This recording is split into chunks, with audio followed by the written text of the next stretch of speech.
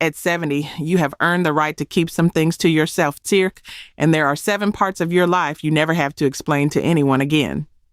Before we begin, if you believe our later years can be strong, peaceful, and full of worth, subscribe to this channel. We are walking this road together. Picture the morning. You pour your coffee at the kitchen counter, the sun coming in soft and warm, and the phone on the table lights up. Why didn't you come to Sunday dinner? Why did you spend money on that trip? Why do you still live alone? For most of your life, you answered every single one of those questions. You explained, you justified, you smoothed it over so nobody felt slighted. Not anymore. If you have ever felt tired of explaining yourself, stay with me. This one is for you. Because here is the quiet weariness so many of us carry and rarely name out loud. A lifetime of accounting for yourself. To parents, then a husband, then children, then everyone with an opinion. You gave reasons the way other people give change automatically, and somewhere along the way it started to feel like your own life needed permission. And it doesn't, not now. So let's start with the first thing, your money. That savings account holds the years you worked, the corners you cut, the paychecks you stretched. When you buy yourself a good winter coat, when you slip a little something to a grandchild, when you finally take the trip you always put off, that ledger belongs to you. Nobody is owed a breakdown of it. Not a neighbor, not a grown child, not the relative who somehow feels entitled to know. A soft smile and a change of subject is enough. You worked for every dollar. You do not have to itemize your joy. And the second thing, your time alone, when you say no to a gathering because your quiet evening feels better. One lamp on, a good book, your own company, that is not sadness you have to explain away. Living alone is not being abandoned. For so many of us, it is the first time in our whole lives that our peace belongs to us, start to finish, with no one to answer to. Now, hear me gently here. This is not coldness, and it never has to be. Most of the people who ask are asking out of habit, not harm. They love you. You can answer them with love and still keep the door to your private life quietly closed. Both things at once, that is the whole art of it.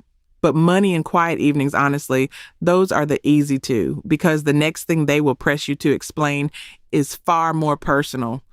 Who you choose to let close and who you quietly keep at arm's length. Who you choose to let close, that is the next thing they will want to explain. If you have decided not to date again, you do not owe anyone a speech about it. And if you keep a certain relative at a gentle distance, that is your quiet decision to make. Not a case to argue, not a wound to display. Maybe you picture the woman reading alone by her window, content. The afternoon light on the page, someone asks why she never remarried, why she doesn't call her brother more, why she keeps her circle so small. She smiles, she does not explain. A calm decision made in peace is already whole. You can love the people who ask and still keep that door softly closed. Then there is your body and your health. Oh, how people press on this one. They notice the appointment card on the fridge. They watch you walk slower down the garden path, steady but slower, and they want a report. How's the knee? What did the doctor say? Have you lost weight, gained weight? Are you sleeping all right? You do not owe them the details of your own body. 4 small words will do. I'm taking care of it. And that is a full sentence. Now, let me be honest and careful with you here. This is not medical advice, and I would never pretend to be your doctor. When there is a real decision to make about your health, you take it to a trusted professional, someone who has earned the right to know. But the neighbor, the cousin, the woman at church who loves a bit of news, they get 4 words and a warm smile. That is not rudeness. That is dignity. And here, at this quiet middle of our talk, let me pause and ask you something. Tell me in the comments, how old are you? And which of these truths did you need most today? And if this speaks to you, take a moment to subscribe. We are walking this road together. Now to something even closer to the heart, your faith, your beliefs. The private peace you have made with God, with the past, with the things you simply cannot change. That candle on your bedside table, the warm Bible, the prayer you say when the house is quiet. That is between you and heaven, not a debate to win, not a position to defend at the dinner table. You have made your peace, and peace does not argue. And yes, guard it gently. Most people who push are only curious, only used to asking.